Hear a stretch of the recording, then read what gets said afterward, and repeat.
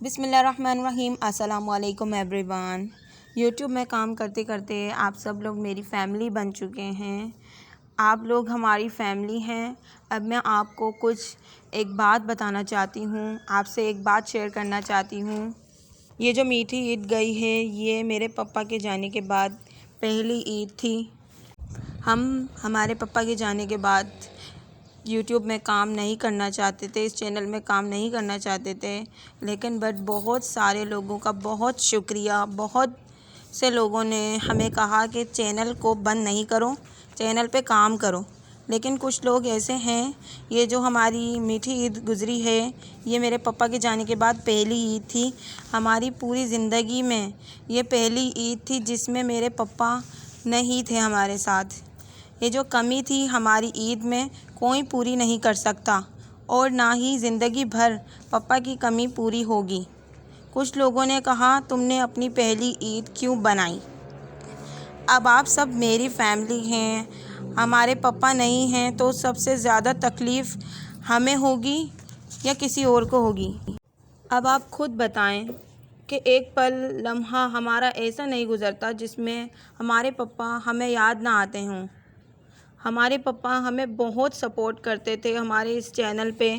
वो तो मम्मा को भी कुछ नहीं कहते थे, खुश होते थे चैनल वगैरह में उनको काम करता हुआ देखकर, बहुत खुश होते थे। तकलीफ़ तो दिल में होती है, मैं एक्सप्लेन नहीं कर सकती, मैं किसी को बता नहीं सकती कितनी तकलीफ़ है हम लोगों को। हमारी फैमिली को बहुत ज़्यादा तकलीफ़ होती है कि हमारे पापा हमारे साथ नहीं हैं, हमारे पास नहीं हैं। लेकिन ईद तो अल्लाह की तरफ से तोहफ़ा है। ना ही हमने ईद की कोई ख़रीदारी की और ना ही हमने शॉपिंग की और ना ही हमने कोई ईद मनाई और ना ही हमने कोई न्यू कपड़े पहने, बल्कि हमारे जो कपड़े थे वो पापा के जाने से पहले ही हमने नए कपड़े सिलवाए थे। बहुत सारे हमने कपड़े सिलवाए थे नए, वो भी यूं ही रखे के रखे रह गए और हम वो भी नहीं पहन पाए। कुछ लोगों ने ईद डे व्लॉग के बारे में बहुत कुछ बोला है और मेरी फैमिली को, मुझे, हम सबको बहुत ज़्यादा हर्ट किया, बहुत डिसअपॉइंट हुए हम। ईद डे व्लॉग बनाने का मकसद ये था कि हम इस तरीके से हर साल ईद मनाते हैं।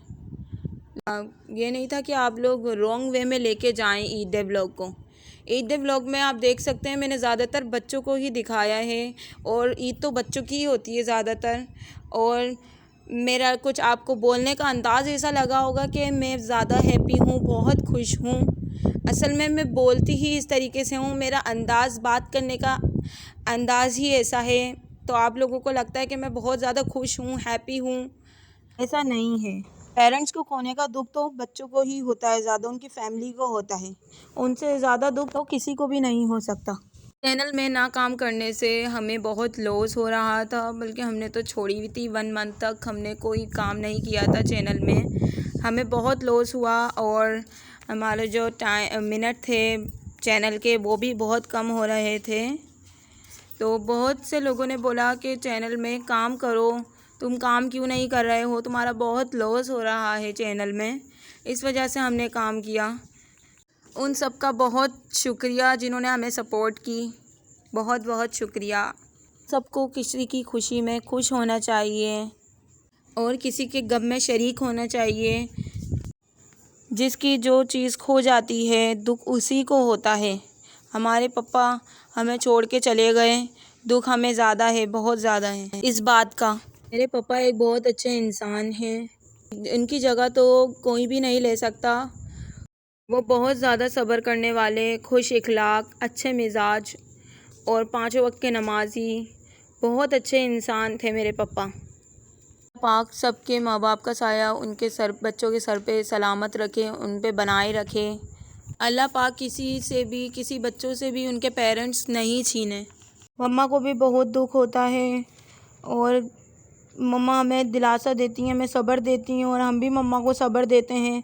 और अब मेरी मम्मा ही हमारा सब कुछ हैं।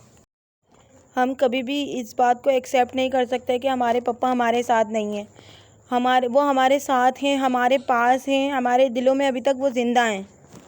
अब यही समझ लें कि वही बात हो गई कि अब आप दुनिया में रहना है आपको, तो आपको खुश भी रहना पड़ेगा, जीना भी पड़ेगा, आगे बढ़ना भी पड़ेगा। हमें हर किसी की खुशी में शामिल होना चाहिए, किसी के गम में शरीक होना चाहिए और किसी का भी दिल नहीं दुखाना चाहिए। मेरे पापा बहुत अच्छे इंसान थे, उन्होंने हमारा कभी दिल नहीं दुखाया, हमारी सारी ख्वाहिशात को पूरा किया और हमसे बहुत प्यार से रहे।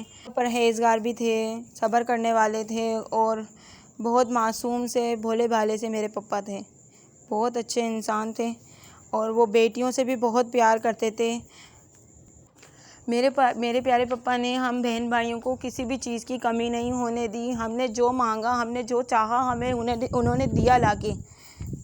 हमारे पापा ने हमें कभी डांटा नहीं, हमसे कभी तेज़ आवाज़ में बात नहीं की। मेरे पापा जैसा इंसान मैंने दुनिया में आज तक नहीं देखा। और मेरे भाई को मेरे पापा की बहुत ज़्यादा कमी महसूस होती है, क्योंकि अब घर को वो ही लेके चल रहे हैं, अब उनको ही संभालना है घर को और वो ही संभाल रहे हैं घर को।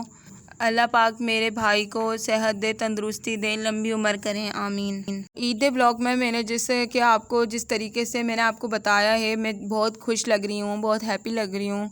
तो हर कोई बात लोगों को बताने की नहीं होती है, हर दुख लोगों के साथ शेयर नहीं किया जाता। मेरे प्यारे पापा को हुज़ूर पाक सल्लल्लाहु अलैहि वसल्लम का पड़ोसी बनाएं और अल्लाह ताला मेरे प्यारे पापा को अपनी रहमतों के साए में रखें, आमीन सुम्मा आमीन या रब्बल आलमीन।